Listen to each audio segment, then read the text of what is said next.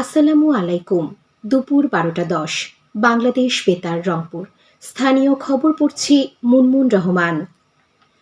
প্রধানমন্ত্রী তারেক রহমান বলেছেন, আজকের এই সংসদ বাংলাদেশের জনগণের সংসদ। দেশের মানুষ এই সংসদের দিকে অনেক প্রত্যাশা নিয়ে তাকিয়ে আছে। গতকাল ত্রয়োদশ জাতীয় সংসদের প্রথম অধিবেশনে শুভেচ্ছা বক্তব্যে তিনি এ কথা বলেন।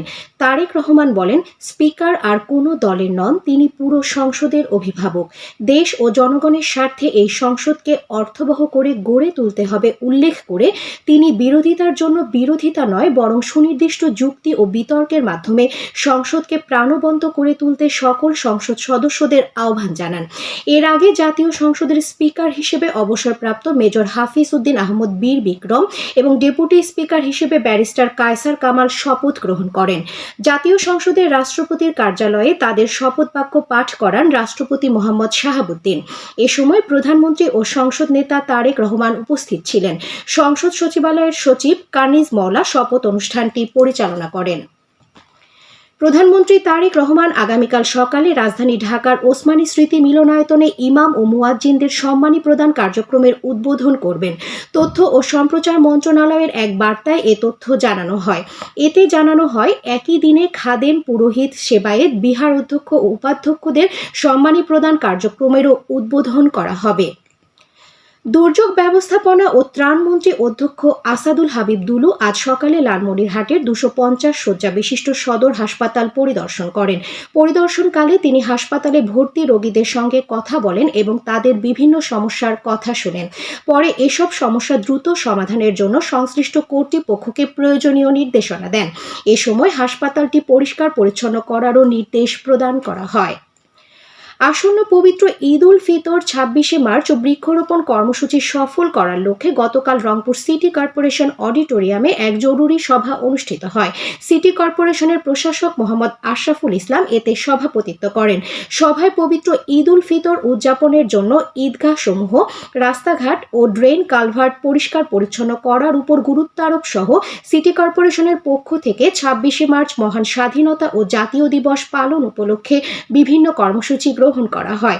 এছাড়া বৃক্ষরোপণ কর্মসূচি সফল করতে ৩৩টি ওয়ার্ডে দায়িত্বপ্রাপ্ত কর্মকর্তাদের সার্বিক সহযোগিতা কামনা করে বজ্রপাত ও পরিবেশ সুরক্ষাকারী তাল গাছের চারা রোপণের পরামর্শ দেয়া হয়।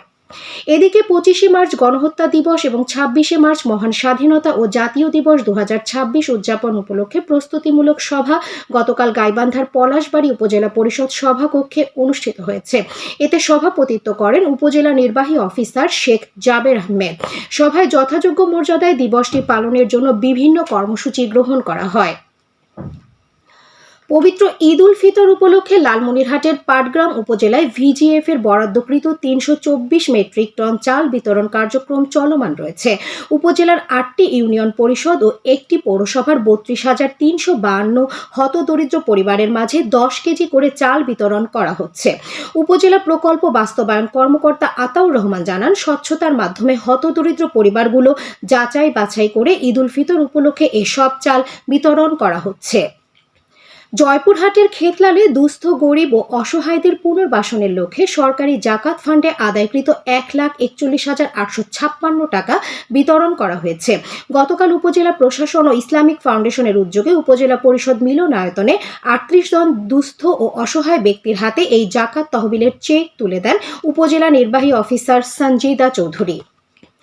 কুড়িগ্রামের ভুরুঙ্গামারী উপজেলায় মোবাইল কোর্ট পরিচালনা করে একটি বেকারির ৫০,০০০ টাকা জরিমানা করা হয়েছে। বিএসটিআই লাইসেন্স না থাকায় রংপুর বিভাগীয় বিএসটিআই অফিস এবং উপজেলা প্রশাসন যৌথ উদ্যোগে গতকাল এই অভিযান পরিচালনা করে। এদিকে কুড়িগ্রামের রৌমারী উপজেলায় গতকাল জাল নোট সহ এক ব্যক্তিকে আটক করেছে থানা পুলিশ।